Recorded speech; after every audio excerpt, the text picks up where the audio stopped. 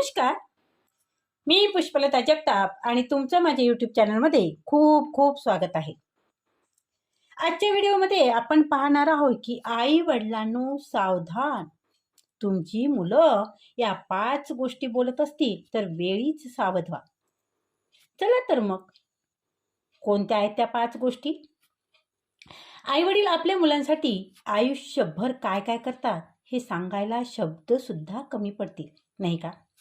मुलगा लहान असतो तेव्हा त्याच्या एका हास्यासाठी आई स्वतःचं दुःख विसरते. वडील स्वतःच्या गरजा बाजूला ठेवून मुलाच्या शिक्षणासाठी पैसे साठवतात. मुलाला चांगले कपडे मिळावेत म्हणून आई वडील स्वतः जुने कपडे घालतात आणि मुलाला नवीन कपडे देतात. आणि एक दिवस तेच मूल मोठं होतं, त्याचं स्वतःचं घर होतं, त्याचा स्वतःचा संसार होतो आणि आई वडील मात्र हळूहळू त्या मुलाच्या आयुष्यात गरजेचे नसून अडथळा वाटू लागतात.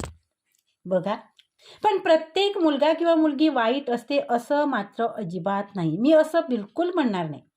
परंतु काय असतं ना, कधी कधी परिस्थिती बदलते, कधी कधी गैरसमज होतात, कधी कधी मात्र संवाद सुद्धा तुमचा कमी पडतो.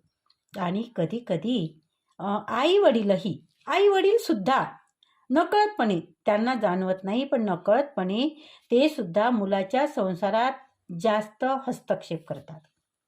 आणि म्हणूनच आजचा हा व्हिडिओ कोणावरही आरोप करण्यासाठी नाही आहे मित्रांनो. तर आजचा हा व्हिडिओ आहे आपल्या नात्याला तडा जाण्याआधी काही संकेत ओळखण्यासाठी. कारण काही वाक्य साधी वाटतात, पण तीच जर वाक्य वारंवार ऐकू आली ना, तर आई वडिलांनी भावनेच्या भरात सगळं सहन करण्याऐवजी थोडं थांबून विचार केला पाहिजे. आणि आज आपण अशाच 5 वाक्याबद्दल बोलणार आहोत, जी वाक्य तुमची मुलं जर बोलत असतील तर मात्र तुम्हाला वेळेत सावध होण्याची गरज आहे. त्यातलं पहिलं वाक्य आहे की तुम्ही आमच्यासाठी केलंच काय? तुम्हाला अनुभव आला का? बघा, तुम्ही आमच्यासाठी काय केलं? तुम्ही केलंच काय? काहीच तर केलं नाही. हे जे वाक्य आहे, हे वाक्य जेव्हा मुलाच्या तोंडून आई वडिलांसाठी असतं ना, तेव्हा आई वडिलांचं हृदय मात्र चिरत जातं, त्यांचं काळीज मात्र चिरत जातं. बघा, एका आईने आपल्या मुलाला मोठं करण्यासाठी कितीतरी रात्र जागून काढलेले असतात, ह्याची जाणीव नसते मुलांना. मुलाला ताप आला की ती आई रात्रभर त्याच्या डोक्यावर थंड पाण्याच्या पट्ट्या ठेवत बसते. वडील स्वतःच्या इच्छा बाजूला ठेवून मुलाच्या शिक्षणासाठी पैसे खर्च करतात. पण एक दिवस मुलगा रागात म्हणतो, तुम्ही आमच्यासाठी केलंच काय? आणि त्या क्षणी आईवडिलांनी स्वतःला एक प्रश्न विचारावा, आपण आपल्या मुलांकडून केलेल्या त्यागाची परतफेड मागत आहोत का? आणि जर उत्तर नाही असेल ना, तर मुलाच्या एका वाक्यामुळे स्वतःची किंमत कमी करून घेऊ नका. कारण पालकांनी केलेल्या प्रेमाची किंमत कोणत्याही पैशात मोजता येत नाही. बघा, कुठल्याच कशातच मोजता येत नाही. बघा, समजा एक वडील आयुष्यभर नोकरी करतात, मुलाला इंजिनियर बनवतात, त्याचं लग्न करतात, घरासाठी मदत करतात आणि वृद्धापकाळात ते मुलाला फक्त एवढंच म्हणतात की बाळा, महिन्यातून एकदा माझ्याबरोबर थोडा वेळ बसणार आहे, मला बरं वाटेल. तू महिन्यातून एकदा, आठवड्यातून नाही, दिवसातून नाही, फक्त थोडा वेळ महिन्यातून एक वेळा तू माझ्याकडे येत जा आणि माझ्याजवळ बसत जा. तर ही मागणी खरंच त्याची खूप अवास्तव आहे का हो? नाही ना. त्याने अपेक्षा काय केली? आपल्या मुलांनी फक्त आपल्यासोबत थोडा वेळ घालावा. आणि मुलगा म्हणतो की माझ्याकडे तुमच्यासाठी वेळ नाही. मित्रांनो, ही जर परिस्थिती आली तर वडिलांनी मुलाच्या दारात रोज उभं राहायचं नाही. प्रेमाची भूक त्यांना मागायची नाही. बघा, प्रेम जरूर ठेवायचं, पण स्वतःचा स्वाभिमानही ठेवायचा खूप गरजेचा आहे. तुम्ही त्याच्याकडे भीक मागू नका आणि तोच वेळ तुम्ही तुमच्यासाठी घालवा. बघा, गरज नाही आहे, माहिती आहे, हे सगळं सहन करणं खूप कठीण आहे, पण तरीसुद्धा त्यापेक्षाही महत्त्वाचा तुमचा स्वाभिमान आहे आणि म्हणून स्वाभिमान जपा. कधीही मुलाला पुन्हा वेळ मागायला जाऊ नका. नंबर 2, बघा, माझ्या आयुष्यात ढवळाढवळ करू नका. ऐकलं का हो तुम्ही वाक्य हे मुलाच्या तोंडून कधीतरी एखाद्या वेळेला, आणि मग तुम्ही शांत झालात? हे वाक्य प्रत्येक वेळी चुकीचं असेलच असं नाही आहे. मुलगा मोठा झाल्यावर त्याला स्वतःची निर्णय घेण्याचा अधिकार आहे, त्याचा संसार आहे, त्याची जबाबदारी आहे. त्याच्या निर्णयाचा आदर नक्कीच केला पाहिजे. पण समस्या तेव्हा सुरू होते जेव्हा प्रत्येक गोष्टीसाठी आई वडिलांना दूर केलं जाते. आई विचारते, बाळा तब्येत कशी आहे रे? उत्तर मिळतं, तुम्हाला काय करायचं आहे? वडील विचारतात, काही मदत हवी आहे का? तर उत्तर मिळतं की आमच्या गोष्टीमध्ये पडू नका बरं तुम्ही. आणि मग अशा वेळेला आई वडील हळूहळू गप्प होतात, फोन करायचं बंद करतात, विचारायचं बंद करतात. आणि एक दिवस मुलाला जाणवतं की आई आता फोन का करत नाही, पण तोपर्यंत कदाचित खूप उशीर झालेला असतो. आणि इथे एक महत्त्वाची गोष्ट बघा, आई वडिलांनी मुलाच्या प्रत्येक निर्णयात हस्तक्षेप करू नये.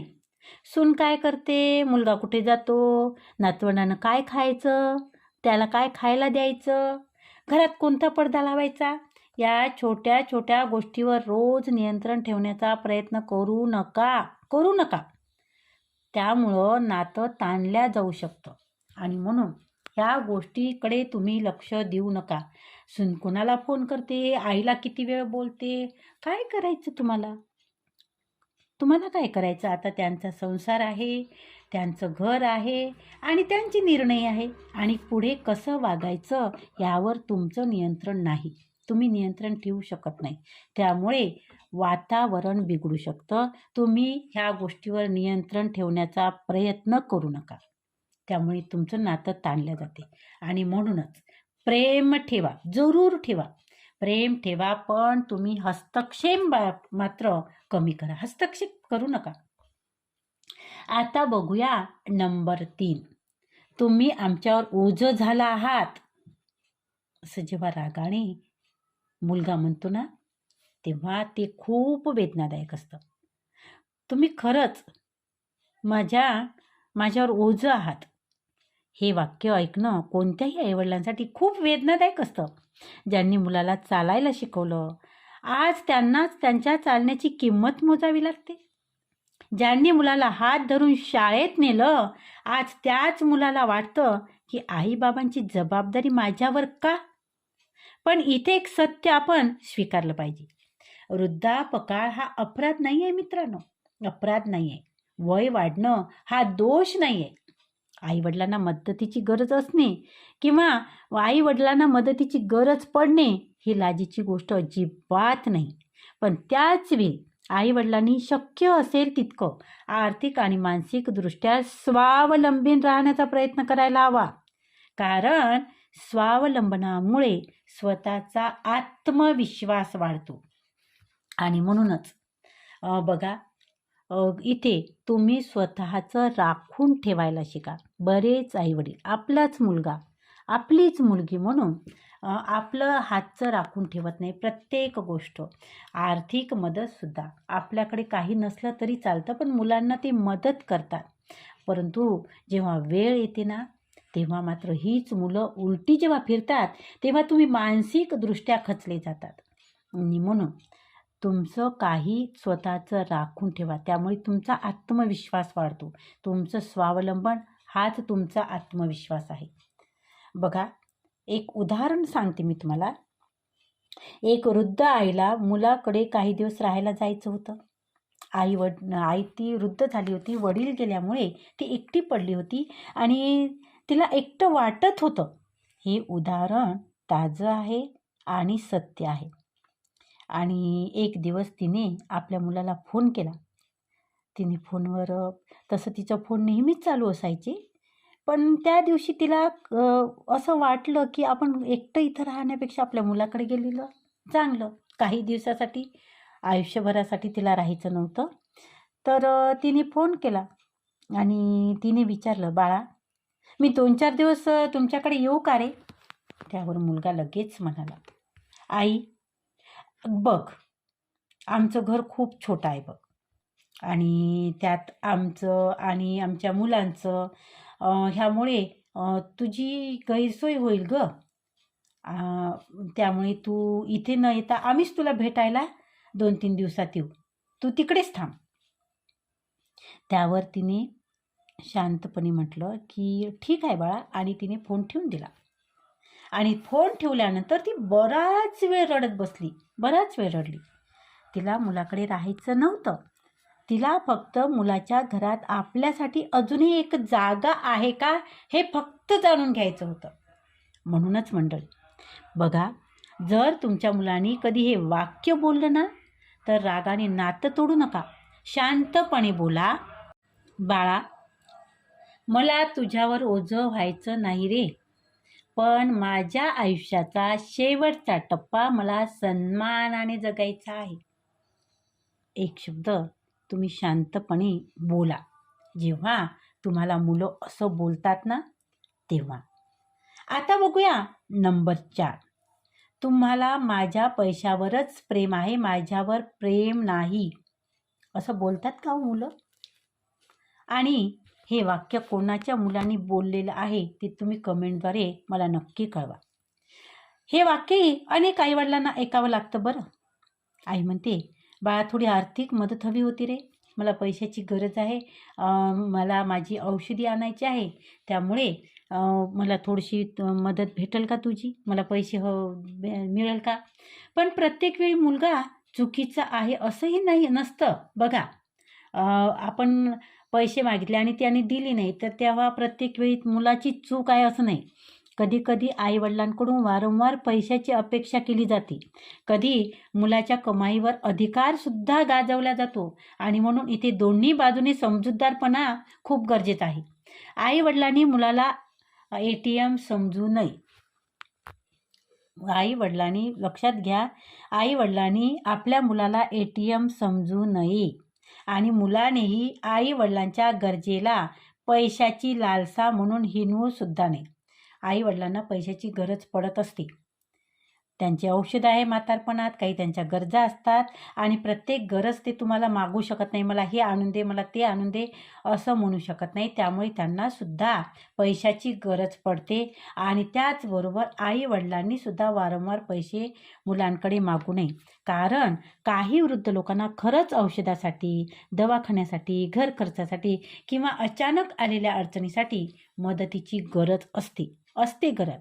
मदत करणे म्हणजे उपकार करणे नाही, तुम्ही त्यांच्यावर उपकार करत नाही, हे गोष्ट तुम्ही लक्षात ठेवा.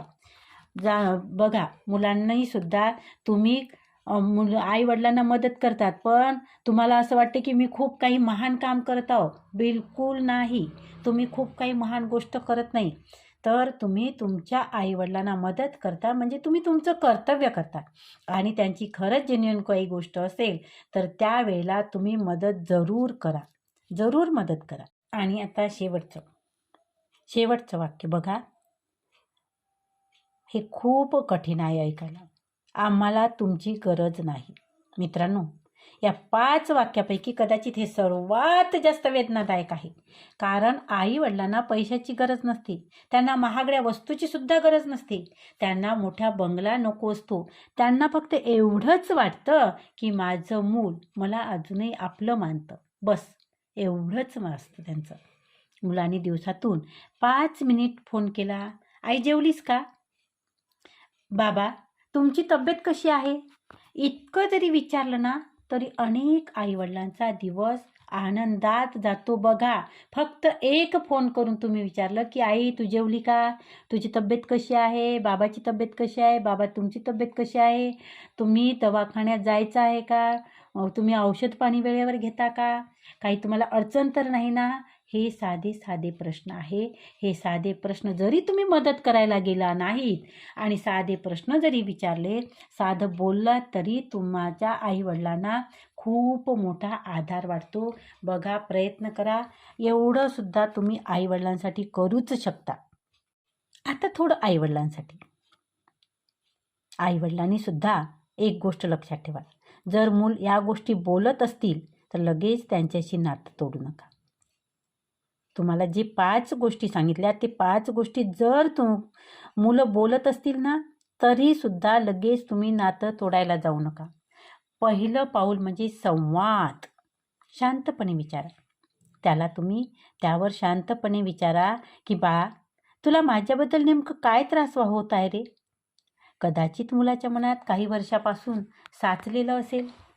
कदाचित तुमच्या एखाद्या सवयीमुळे त्याला त्रास होत असेल. कदाचित तुमच्या एखाद्या सवयीमुळे त्याला त्रास होऊ शकतो, किंवा कदाचित त्यांच्या संसारात तुम्ही नकळत हस्तक्षेप करत असाल. कदाचित त्याची पत्नी किंवा पती यांच्याशी काही गैरसमज असतील. आणि कदाचित मुलाचंच वागणं चुकीचं असू शकतो. आणि म्हणून निष्कर्ष काढण्याऐवजी आधी ऐका. मुलाला शांतपणे विचारा की तुला काय, माझ्यापासून काय असं अडचण आहे, की तुझ्या मनात माझ्याविषयी राग आहे, काय आहे, हे तुम्ही त्याच्याकडून शांतपणे ऐकायला शिका. लगेच नातं तोडायला जाऊ नका. बघा, इथे मला एक उदाहरण द्यावंसं वाटतं जे घडलेलं आहे. बघा, रिटायरमेंट नंतर एक वृद्ध बाबा, वय झालं होतं त्यांचं, बरंच वय झालं होतं. आणि वय झाल्यानंतर त्यांना एकच विरंगुळा होता, आपल्या मुलाशी फोन करून बोलणं. दुसरं काय आयुष्यात? आपण जेव्हा आपल्यासमोर कुठल्याही गोष्टी ठेवत नाही, जेव्हा आपलं विश्व आपल्या मुलांभोवती किंवा मुलीभोवती किंवा नवऱ्याभोवती किंवा पत्नीभोवती जेव्हा आपण आपलं जीवन हे करतो ना, तेव्हा आपल्या जो उद्दिष्ट नसतं ना, तेव्हा ह्या गोष्टी घडतात. ही गोष्ट लक्षात ठेवा. तर काय व्हायचं, ते वृद्ध बाबा, वय झालं होतं त्यांचं, ते रोज फोन करायचे मुलाला. आणि मुलगा कामात व्यस्त असायचा, फोन उचलायचा नाही. परंतु दुसऱ्या दिवशीसुद्धा ते वडील त्यांचे फोन करायचे. मुलगा म्हणायचा, बाबा किती फोन करता हो तुम्ही, मला काम असतं. आणि मग एक दिवस काय झालं, त्यांना त्यांची चूक लक्षात आली की आपण फक्त फोन करत बसतो. त्यांना अडथळा होतो. आपली त्यांना फोन केल्यामुळे अडचण होते. त्यांना त्यांचं वाईट वाटलं किंवा त्यांनाच त्यांचं काहीतरी जाणवलं. आणि एक दिवस बघा काय झालं, त्यांनी फोन करणंच बंद केलं, फोनच केले नाही. 1 दिवस गेला, 2 दिवस गेले, 1 आठवडा गेला. आणि मग मुलाला आश्चर्य वाटलं. त्याने बाबाचा फोन आलाच नाही असं वाटलं त्याला. आणि मग त्यांनी बाबाला फोन केला आणि फोन उचलला गेला नाही.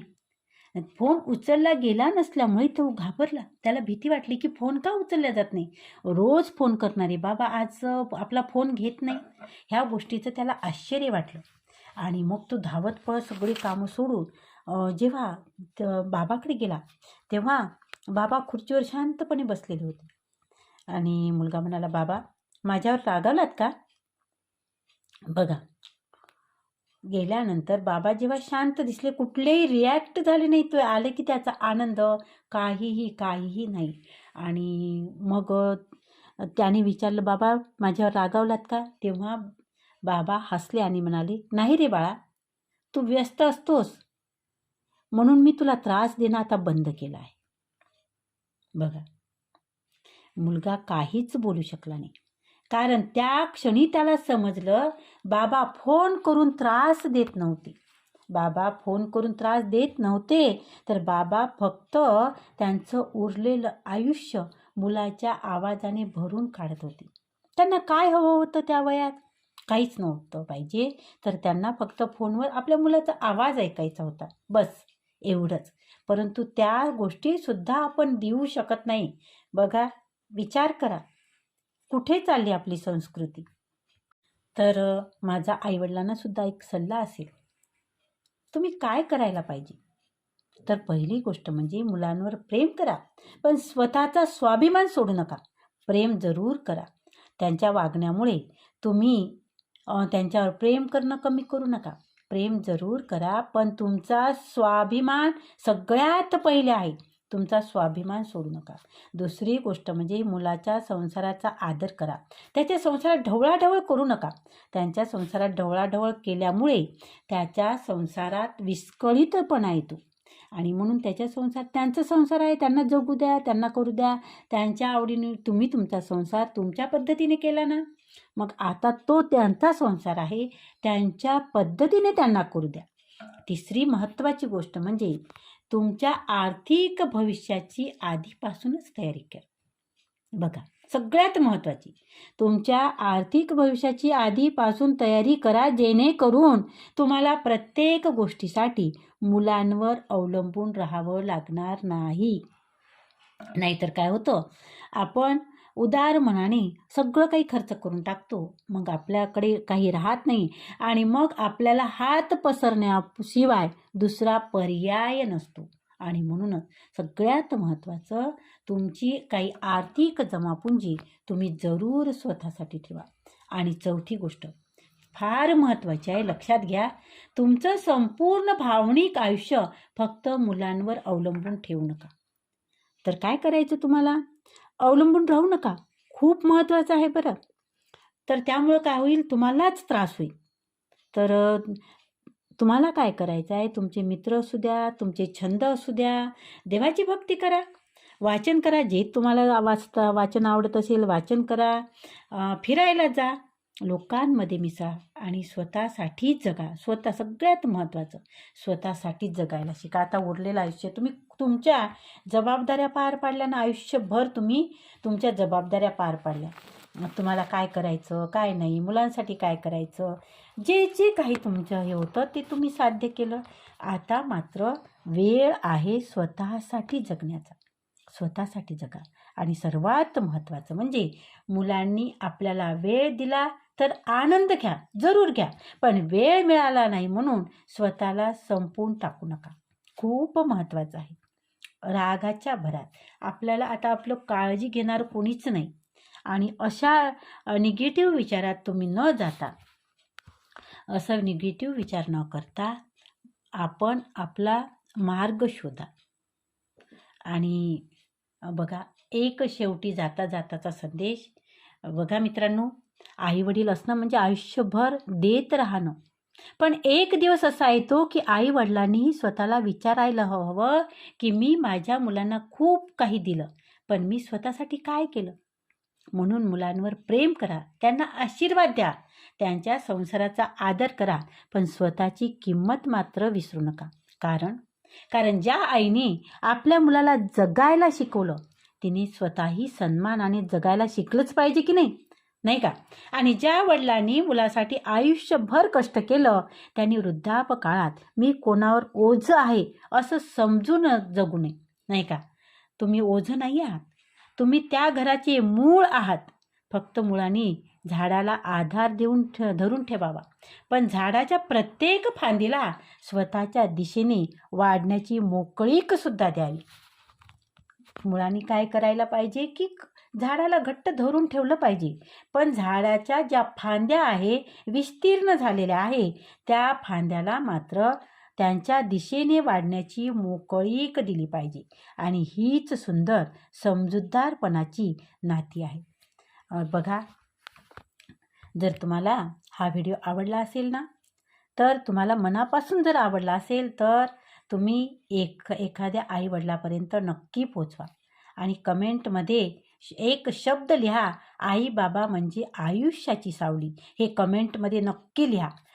आणि जर तुम्हाला व्हिडिओ आवडला असेल तर व्हिडिओला लाईक करा, व्हिडिओ शेअर करा, कमेंट करा आणि त्याचबरोबर व्हिडिओला हाईप करायला विसरू नका. बेल आयकॉनला क्लिक करा, कारण सगळ्यात आधी अशा प्रकारचे महत्त्वपूर्ण व्हिडिओ तुमच्यापर्यंत पोहोचतील. आणि तुम्ही जर चॅनलवर नवीन असाल तर चॅनलला सबस्क्राईब केल्याशिवाय जाऊ नका.